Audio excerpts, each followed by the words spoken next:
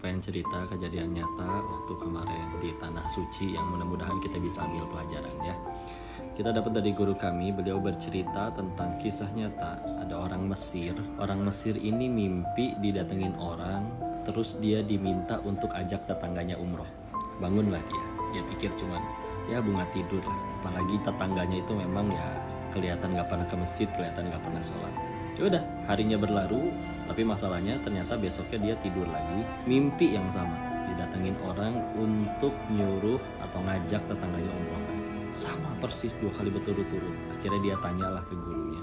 Gurunya ngasih jawaban kayak gini, coba nanti, kalau nanti malam mimpi lagi, kalau sampai 3 kali, maka bismillah, datengin, ajak orang itu umroh, ajak tetangga kamu umroh. Malam ketiga, beneran mimpi lagi, persis sama, diminta untuk ngajak tetangganya umroh. Oke udah, bismillah, berangkatlah si orang yang mimpi tadi ke tetangganya. Tanya, assalamualaikum warahmatullahi wabarakatuh. Waalaikumsalam warahmatullahi wabarakatuh. Izin masuk, pengen ngobrol, diizinin. Langsung to the point, bapak izin. Kalau bahasa kitanya ya, bapak izin, saya pengen ajak bapak pergi umroh. Kaget, Tunggu dulu, jangankan umroh, saya sholat aja nggak tahu caranya.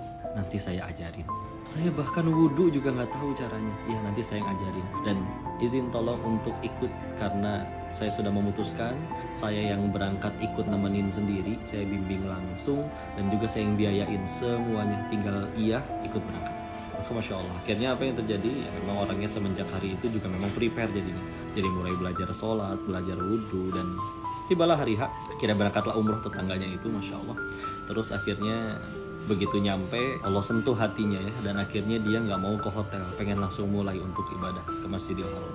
Terus ya sudah silakan, nggak mau istirahat dulu, serius nggak, saya sudah membiarkan waktu hidup saya bertahun-tahun habis begitu saja, saya pengen langsung ibadah. Udah gitu udah, yang lain ke hotel dulu, naruh barang apa mandi segala macam, dia langsung Masjidil Haram.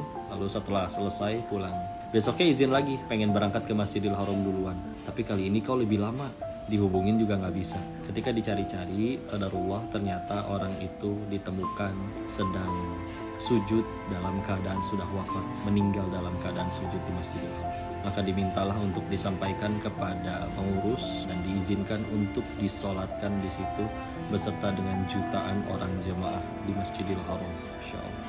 Orang yang mimpi ini masih kayak mikir dan akhirnya penasaran dan akhirnya tanya ke istrinya, apa ini kok bisa-bisanya kejadian kayak begini? Meninggal sujud di Masjidil Haram, Masya Allah, husnul khatimah. Maka istrinya cerita, iya memang suami saya sholat enggak sebelum diajak ya, tapi yang saya tahu dia punya hati yang baik.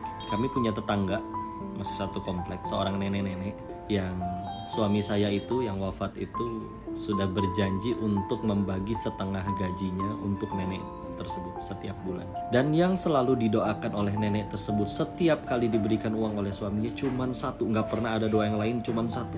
Apa doanya? Doakan untuk semoga engkau husnul khotimah.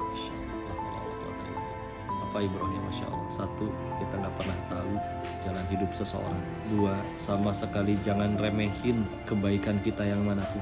3, ini juga lebih penting, jangan sama sekali remehin doa dari orang-orang yang kita tolong atau bahkan orang yang kita zalimi. Dan demi Allah, kita tahu ya hadis tentang doa untuk minta husnul khotimah itu, kalau kita minta doa husnul khotimah, ya Allah wafatkan hamba dalam keadaan husnul khotimah, di riwayat hadisnya disebutkan bahwa setan akan berkata, ini manusia cerdas, pintar ini. Karena kalau sudah husnul khotimah ya sudah tuh, bismillah, surga sudah di tangan insya Allah. Maka insya Allah teman-teman, yuklah, nggak ada yang pernah tahu kita hidup seperti apa. Bisa jadi ada yang sudah pergi ke sana tapi hatinya belum terketuk. Tapi kalau Allah sudah mau, masya Allah, berakhir dengan akhir yang baik, husnul khatimah.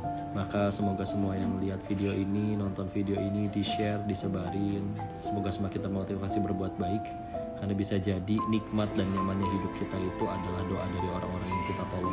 Dan yang paling penting, semoga Allah wafatkan kita dalam keadaan husnul khatimah. Mudah-mudahan kisah ini bermanfaat. Barakallahu fikum, silakan di-share jika dirasa bermanfaat. Mohon doakan dan nasihati koko ya.